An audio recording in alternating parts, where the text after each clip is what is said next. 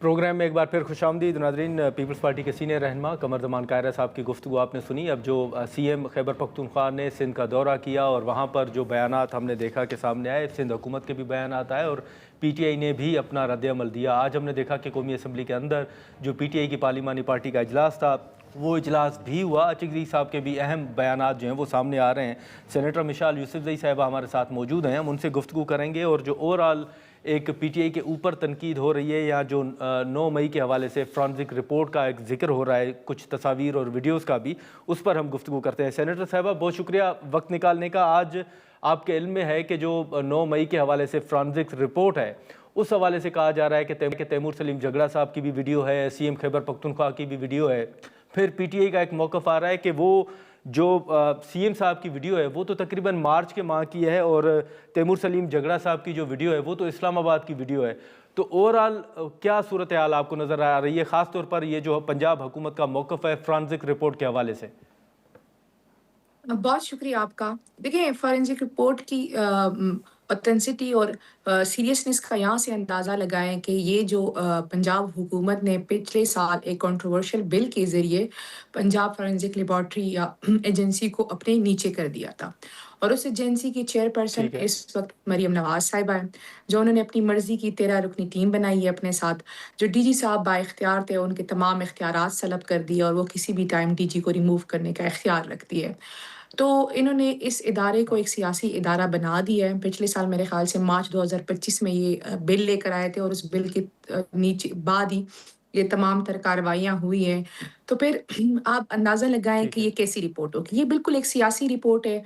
और ख़ान साहब ने क्या खूब कहा है कि एक तो ये पढ़े-लिखे नहीं है, दूसरा ये सीखने की कोशिश भी नहीं करते। तो इन्होंने जितने भी वीडियोज़ हुँ।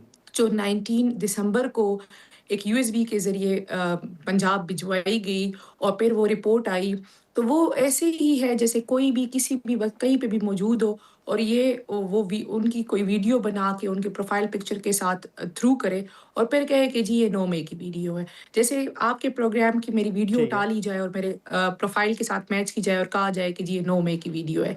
तो ये हालात है इनके, हाँ। क्योंकि इनके पास अब कोई रास्ता नहीं बचा है, ना इनके पास कोई लीगली कोई फुटिंग है, ना कोई टेक्निकली फुटिंग है, तो ये इस तरीके के हथकंडे आज़मा रहे हैं, हरबे आज़मा रहे हैं। तो ये सूरत-ए-हाल है। अब चूँकि ये बुखलाए हुए हैं, इनको समझ आ रही है कि जो 9 मई का बयानिया था, जो गुब्बारा था, हुँ। वो टुस हो रहा है और अब उनको कुछ मिल नहीं रहा है। तो ये इस किस्म के हथकंडे इस्तेमाल हुँ। कर रहे हैं मेरे ख़्याल से, क्योंकि वज़ीर आला सुहेल अफरीदी साहब इनके हाथ नहीं आ रहे, तो ये तमाम तर हरबे इसलिए आज़माए जा रहे हैं। तो आपको लगता है कि जो वफाकी हुकूमत है वो शायद गंडापुर साहब के साथ ज़्यादा कंफर्टेबल थी और सोहेल आफरीदी साहब से उतना कंफर्टेबल नहीं है, या ज़्यादा आपको लगता है कि वो स्ट्रीट पावर शो कर रहे हैं या बाहर निकल रहे हैं, और वो सूरत हाल गंडापुर साहब के वक्त में नहीं थी? देखिए, मैं ज़ाती तौर पे समझती हूँ कि खान साहब की स्ट्रीट मूवमेंट की कॉल अभी आई है और खान साहब की पिछली कॉल 4 अक्टूबर और 26 नवंबर की आई हुई थी। तो वफ़ाकी हुकूमत हमारी किसी भी हुँ। गवर्नमेंट के साथ कंफर्टेबल नहीं है। वफ़ाकी हुकूमत चाहती है कि बस ये एक बयानिया बनाए रखे और जब भी हम इनके पीछे बात करते हैं, हम उनका आईना दिखाते हैं, तो ये 9 में के जूते से लटक जाते हैं। तो इनकी हालात ये है और ये इस टाइम डरे हुए हैं क्योंकि ये पराई कुर्सी पे बैठे हुए हैं। इनके पास ना इन्होंने ठीक अवाम है। को डिलीवर किया, ना इन्होंने मुल्क की भला के लिए कुछ किया, ना इन्होंने रोड मैप दिया, कुछ भी नहीं कर सके ये। बस सिर्फ़ अपनी कुर्सी बचाने के हुँ। चक्करों में हर बाज़ मार रहे हैं, हर हथकंडा इस्तेमाल कर रहे हैं और जो सबसे बोंगा मज़ाक अभी इन्होंने किया हुआ है, ये फोरेंसिक रिपोर्ट का है। अच्छा, लेकिन ओवरऑल अगर आप देखें तो जो टीटीपी का एक मसला है उसके उसकी बेस पर पीटीआई के ऊपर एक बड़ी तनकीद हो रही है। शफी जान साहब का एक बयान, जो एक इंटरव्यू दिया उन्होंने मालिक साहब को, उसको भी एक बेस बनाया जा रहा है। ओवरऑल खुदा न खास्ता हमले तो किसी पर नहीं होने चाहिए सेनेटर साहबा, लेकिन एक जो मौक़िफ़ है हुकूमत का, या डीजीआईएसपीआर ने जो प्रेस कॉन्फ्रेंस भी की थी कि सब पर हमले होते हैं, पीटीआई के ऊपर हमले नहीं होते, उस पर सीएम साहब का भी रद्द-ए-अमल आया। तो आप इस मौक़िफ़ को किस तरह देख रही हैं? देखिए, मैं सीएम साहब के मौक़िफ़ के साथ खड़ी हूँ, जो उन्होंने डीजीआईएसपीआर साहब की इस बात को रिस्पॉन्ड किया है। मेरा भी यही मौक़िफ़ है। टीटीपी के हवाले से आपने बात की, तो देखिए हमारा آج بھی ایک ہی موقف ہے، شفیع جان کا بھی وہی موقف ہے، اس نے زیادہ ڈیٹیل میں بات کی، میں دو ٹوک کروں گی کہ جی ہم ٹی ٹی پی کو دہشت گرد تنظیم سمجھتے ہیں، لیکن ہم ان لوگوں کو بھی غلط سمجھتے ہیں، دہشت گرد سمجھتے ہیں جو ان لوگوں کو لے کر آئے، جنہوں نے ان کو آباد کیا، جو کبھی گڈ طالبان کہتے ہیں، کبھی بیڈ طالبان کہتے ہیں، جو ان تمام چیزوں کے پیچھے ہیں، ہم ان کو بھی غلط سمجھتے ہیں۔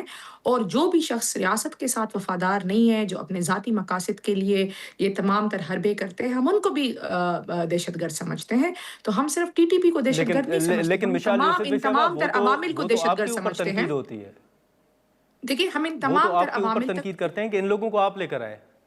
دیکھیں جی میں آپ کو ایک بات بتاؤں، یہ آن دا ریکارڈ ہے کہ پی ٹی آئی کی وفاق کی حکومت میں کسی بھی کیبنٹ نے یہ اپروو نہیں کیا۔ جب رجیم چینج کے بعد ہماری ٹھیک ہے، حکومت چینج ہوئی، یہ بھی ریکارڈ پہ ہے کہ ہماری کیبنٹ نے اس کو اسٹرانگلی اپوز کیا، اور یہ بھی ریکارڈ پہ ہے جب ہماری حکومت ٹھیک ہے، ختم ہوئی رجیم چینج کے بعد، اور جب نیو گورنمنٹ آئی، کیئر ٹیکر تو نہیں کہہ سکتی، پی ڈی ایم کی کہوں گی، شہباز شریف کی جب آئی پی تو ڈی ایم اس کی، میں کیا ہوا کہ جی انہوں نے فرسٹ کیبنٹ میں اس چیز کو اپروو کیا۔ رانا ثناء اللہ صاحب کے ٹویٹ آن دا ریکارڈ ہے، کیبنٹ کے منٹس آن دا ریکارڈ ہے۔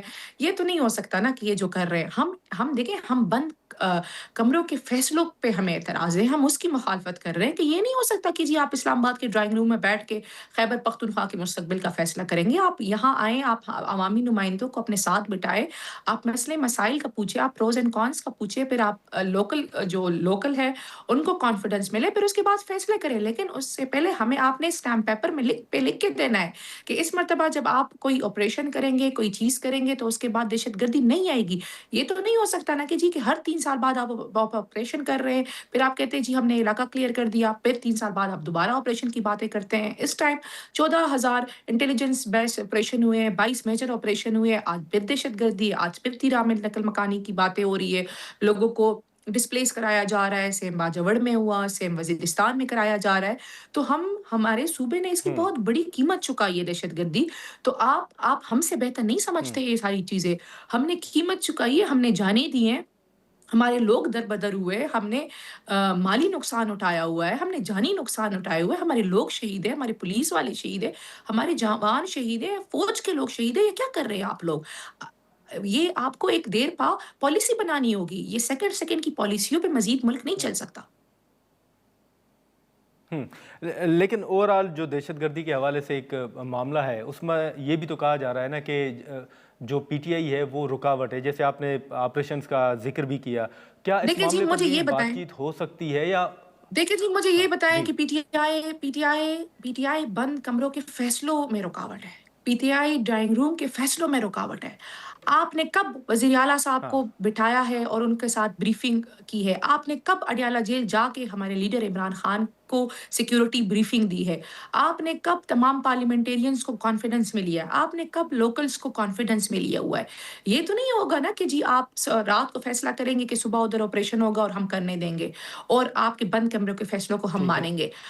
ہم نے آپ کو راستہ دکھا دیا ہے کہ آپ ہمارے ساتھ بیٹھے، ہمیں بتائیں، ہمیں بریفنگ دیں، ہمیں پروز اینڈ کونس بتائیں، ہم پھر لوکل کو کانفیڈنس ملیں گے۔ لیکن آپ ہمارے ساتھ انڈرٹیکنگ کریں گے کہ جی اس مرتبہ آپریشن ہوگا تو اس کے بعد کبھی دہشت گردی نہیں آئے گی۔ یہ نہیں ہو سکتا کہ جی اگلے 3 سال بعد آپ پھر ہمیں کہیں گے کہ ہم آپریشن کرنے کی ہمیں ضرورت ہے۔ یہ چیز ہم مزید برداشت نہیں کریں گے، ہم اپنے عوام کا نقصان نہیں کریں گے۔ خیبر پختونخوا کے لوگوں نے ہمیں ووٹ دیا ہے، ہمیں مینڈیٹ دیا ہوا ہے، اور ہم ان کو جواب دیں۔ جو بند کمروں میں بیٹھے ہوئے لوگ ہیں وہ جواب دہ نہیں ہے، عوام ہم سے پوچھے گی۔ ناظرین یہاں پر ایک مختصر سا بریک لیتے ہیں اور بریک کے بعد گفتگو کو آگے بڑھاتے ہیں۔